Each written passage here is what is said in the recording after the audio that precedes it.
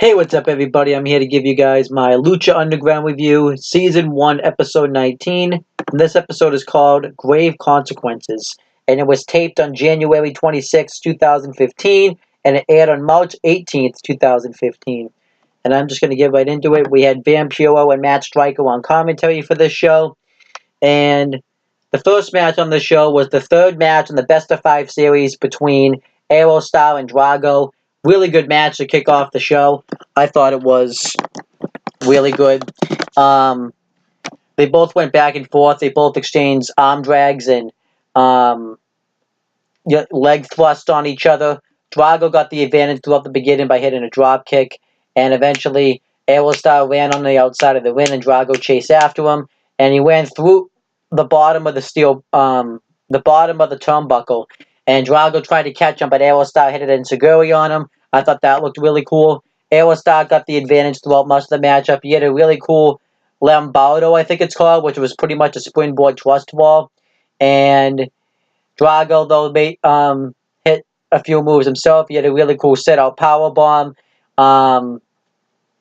a tilt-a-whirl slam, and what else was really cool in this matchup that was hit? He had a really cool backflip dive on the outside, and this was just a really good back-and-forth matchup. Eventually, the finish came when Aerostar hit a Hurricanrana off the top turnbuckle when he walked the ropes, which was really cool, and then hit a springboard splash for the win. But I really liked this match here. It was really good. I give it 3.5 stars. And Aerostar's now winning the Best of 5 series 2-1, and he's only got to get one more win, and then he wins the whole series. Then afterwards, they shake hands in respect. But this was a really good match here. A lot of spots in this matchup. Drago even hit some really cool Hurricanranas and super kicks, and it was just a really good matchup. I definitely recommend it. And then it showed a vignette for Conan's Revenge, and it showed Conan talking to Prince Puma, and Conan was pretty much talking about how wrestling's like chess, and fighting's like chess. You have to know every one of your opponent's moves and their counters, and their defenses and stuff, which is the same thing as counters, but I'm just couldn't think of anything else to say. He even talked about how you don't have to be the strongest to win. The one who wants to win is the one that's willing to win. And pretty much he says that you constantly have to be one step ahead of your opponent. I like this here. This was building up to Conan's Revenge. As long as it doesn't lead to Conan wrestling, I'm happy with this, but I liked it. And then we had the next match. It was a 3-on-1 handicap match, no disqualification match. The Crew versus Big Rick. And this match was good here. Big Rick takes out each and every single member. Well, the match starts out first with the Crew dominating. It's a numbers advantage. Mr. Cisco and Cortez hit a takedown on Big Rick. And then they hit the I forget the name of the move, but they hit the transparent, I think they call it, but I believe it's one. It's pretty much a move where they all hit a drop kick in the corner, and Big Rick tries to make a comeback, but he gets cut off with a double stop neck breaker combo by Cortez and Mr. Cisco, and they bring in a kendo stick and a chair. But Big Rick is able to fight them off. He throws Mr. Cisco. He throws Mr. Cisco into the chair, or one of them into the chair. I don't remember which one. And he starts taking everybody out. He hits the one-handed spine buster on Bale and eliminates him. He actually ended up breaking the kendo stick over Bale's back, I believe it was, too. And then Cortez and Mr. Cisco try to double suplex Big Rick, but he's just too powerful, so Big Rick reverses it into a suplex of his own. And then he hits a clothesline with the kendo stick on Cortez and eliminates him. And Mr. Cisco tries to walk out and get himself counted out from this matchup, but he gets stopped by Sexy Star. This made sense since Sexy Star wanted to stick it to the Crew since they took out her friends. So Sexy Star attacks Mr. Cisco, and beats him up into the ring. And Big Rick hits a wicked big right hand onto Mr. Cisco, which busts him open. And then he hits the one-handed spine buster right through a steel chair and eliminates Mr. Cisco, and Big Rick gets the win. But this was a good match here. I like the way it was worked, how the crew dominated, but then Big Rick just was too powerful for them to overcome him.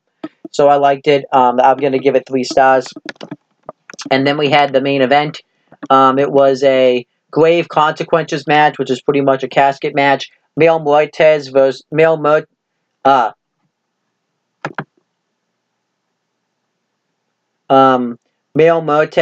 Mil Muertes, I can't say his name now for some reason, versus Phoenix with Katrina inside.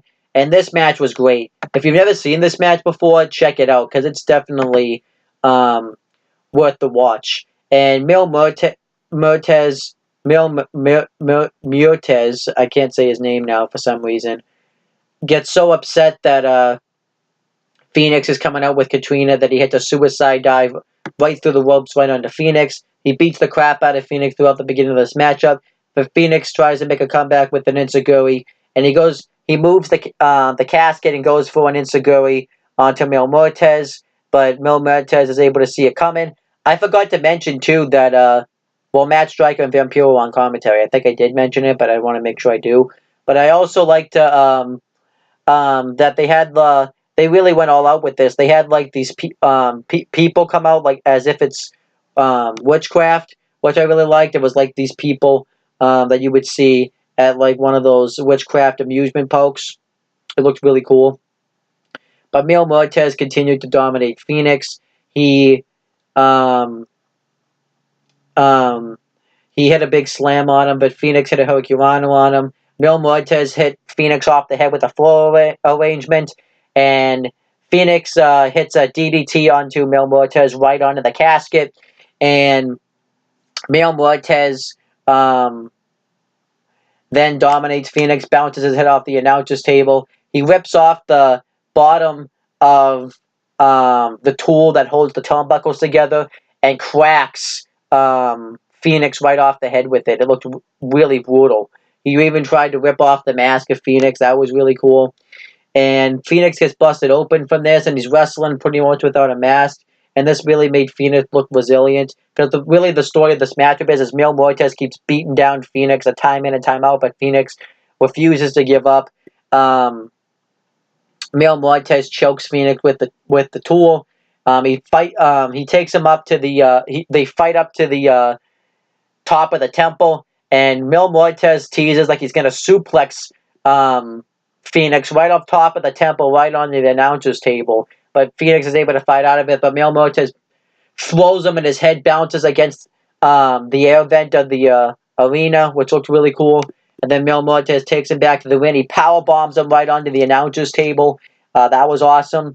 And Mil Muertes sets up the casket against the corner, but Phoenix continues to try to fight back. But Mil Muertes hits a belly-to-back throw right into the casket, which I've watched this match twice, and that spot's gotten me every single time. But then Phoenix tries to make a comeback. He hits a couple of super kicks on Mil Muertes. But Mil Muertes is just still way too powerful, and he takes Phoenix back up through the crowd, and he goes to throw Phoenix again off the top of the temple. But he ends up hitting him off the skull a couple of times with a wooden chair. But Phoenix is able to fight him off. He throws Mil Muertes off the top of the temple, and he hits a tilt-a-whirl dive on the top of the temple, and he goes to throw Phoenix. Phoenix then goes to throw him into the guardrail, but Mil Muertes does it himself, and he throws him head first repeatedly. But then Phoenix hits 2 super kicks, a moonsault off the crowd, off the guardrail, and then Mil Muertes goes to clothesline Phoenix, but he accidentally clotheslines Katrina, and he looks very concerned. Phoenix starts to make a comeback. He hits a super kick on Mil Muertes, but Mil Muertes still continues to remain dominant, and then eventually Katrina opens the casket, and Phoenix hits an enziguri on Mil Muertes, and then a double stomp from the middle turnbuckle, which drives Mil Muertes into the casket, and then Katrina hits the lick of death to the stone, which is like the power of Mil Muertes, and puts it in the casket and closes the casket. And the people come and take Mil Muertes away, and Phoenix wins. I'm guessing this was to write off Mil Muertes, which I liked this match. It's a great match. I think the story of this match is great, and it really made me a fan of both wrestlers. And I love this match. It's a great match. If I had to rate this match is a great match. It gets 4 stars. It's just great. And that's pretty much my review of this episode of Lucha Underground. I really don't have anything left to say about it.